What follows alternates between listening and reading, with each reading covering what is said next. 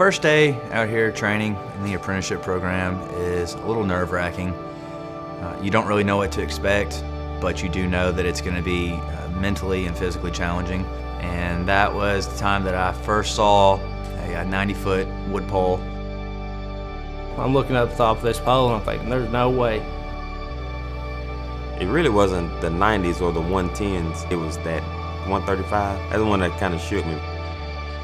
And the first time that I got up there to the top of the pole, it was the most terrifying thing I ever experienced. Then you don't know to trust your equipment. It's just there, you know, thinking there's no way this is going to keep me from falling.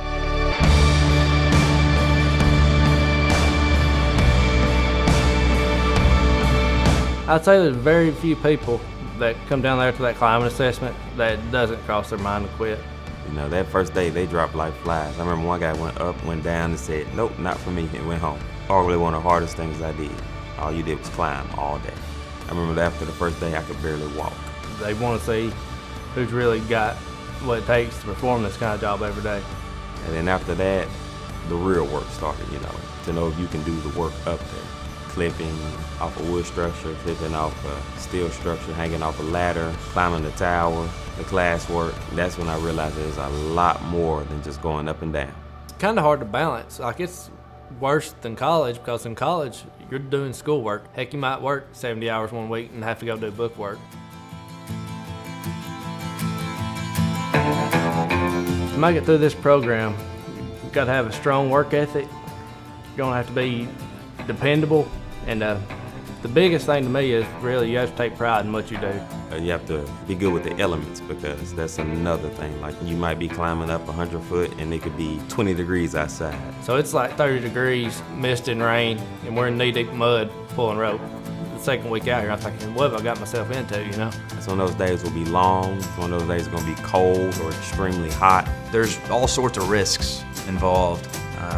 It's pretty dangerous, but you're always looking at something that could potentially hurt you or even worse. There's a lot of dangers that you don't see. That's where the brotherhood aspect comes into play, is everybody looking out for you. The good thing about TVA is no one will say a word if you feel unsafe.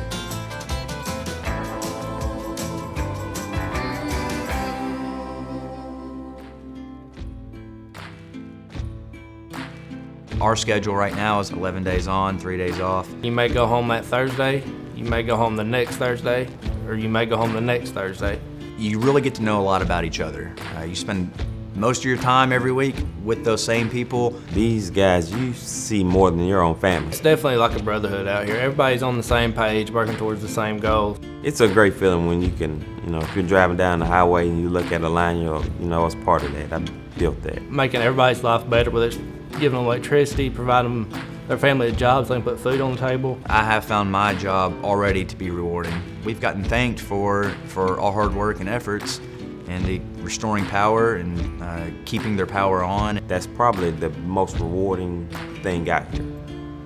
During storm break, when you can get someone's lights back on. You're somebody that likes to be outdoors, and likes to do things with your hands, and likes to be challenged, then this may definitely be the thing for you. Because it's really not all that simple, If it was, everyone could do it. Yeah, I'm going home. I'm going home. I'm going home. I'm going home. A voice inside of me speaks so strong. I've been away for far too long. My life seems like